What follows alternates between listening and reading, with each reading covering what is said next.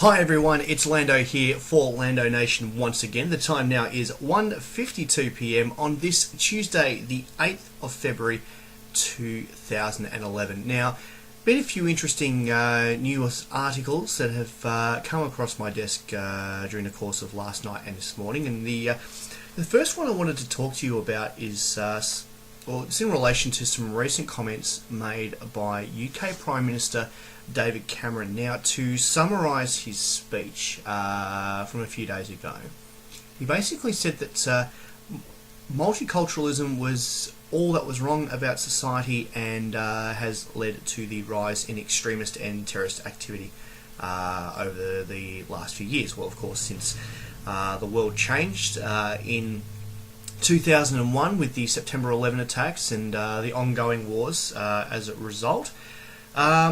Well, let's face it, there is quite a lot wrong with this world, and these comments are not particularly helpful, but by the same time, if you dig a little deeper, it does really sort of boil down to that age-old proverb, one bad egg can rot the whole barrel, and it's so true. And of course, it's not just with these Islamist extremists, it's with everybody. I mean, it's been like that since the dawn of mankind. I mean, it doesn't matter if you're black, white, yellow, brown, red, purple, for all I care.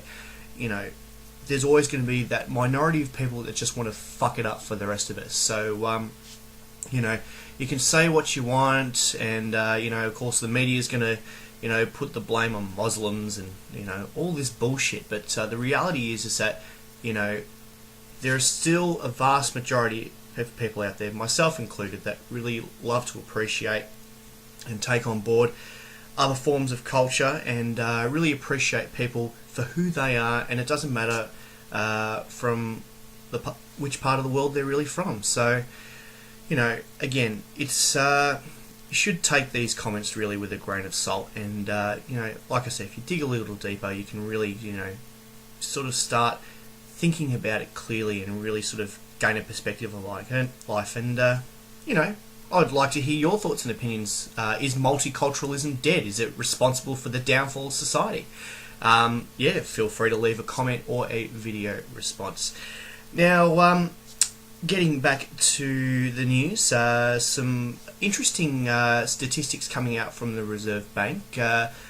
It states that there was only a 0.2% increase in retail sales during the month of December.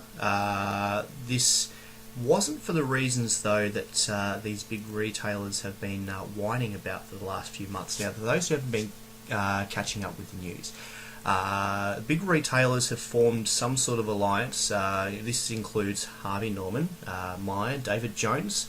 They've basically come out and said overseas online shopping is evil because any purchases made by people under the value of $1,000 do not get GST, or goods and services tax, applied. So apparently it's going to create the destruction of the retail industry when well, excuse me, but Jerry Harvey and all those people in those particular big retail chains, what the hell are you thinking, seriously? And I bet you actually didn't even look at JB Hi-Fi's expected results.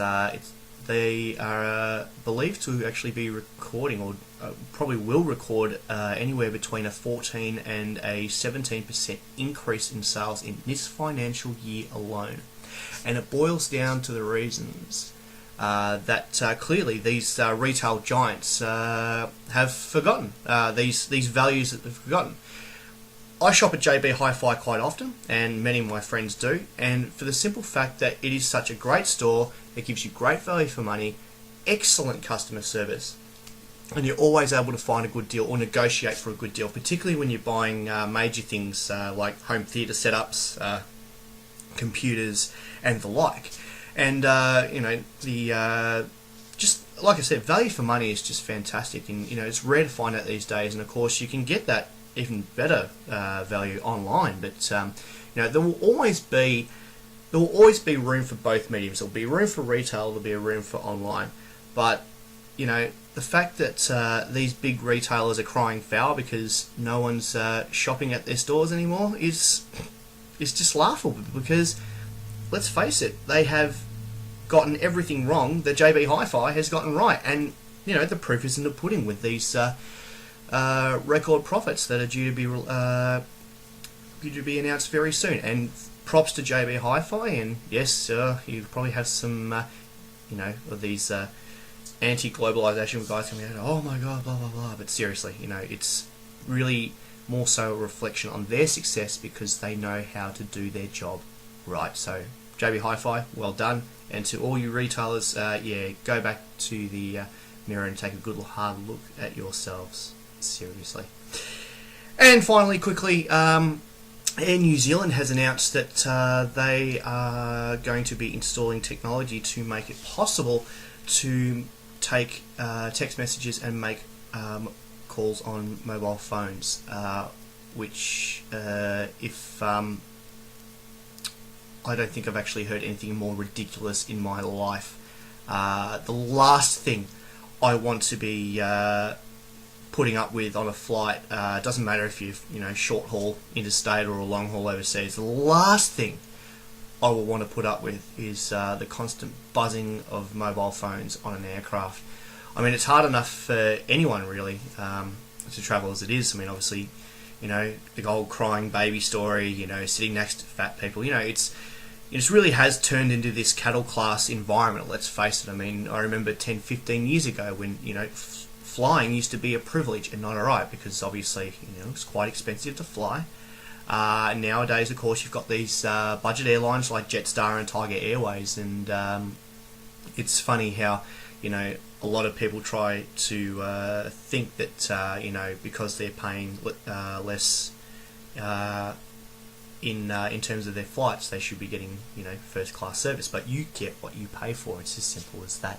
That's how a modern society works, and as a result, economy class certainly isn't as civil as it used to be. Like, for example, I was coming home from a flight in the Gold Coast, and you've got these rowdy teenagers who'd obviously been on a school camp or flying back to Melbourne as well, and just yakking and carrying on the entire flight, and it just felt like I was sitting at the back of the school bus. It felt like I was in year 8 again. It was ridiculous, and that's the type of environment you don't want to be creating. Basically, you don't want could you imagine all the buzzing and annoying ringtones and the loud chatter, and I tell you what, it just makes you want to stick knitting needles in your ears. It's just ridiculous. But I guess also the safety factor is very much a concern. There is evidence that mobile phone reception has caused navigational system errors in aircraft in the past. Obviously, the advancement of technology, would be able to prevent that.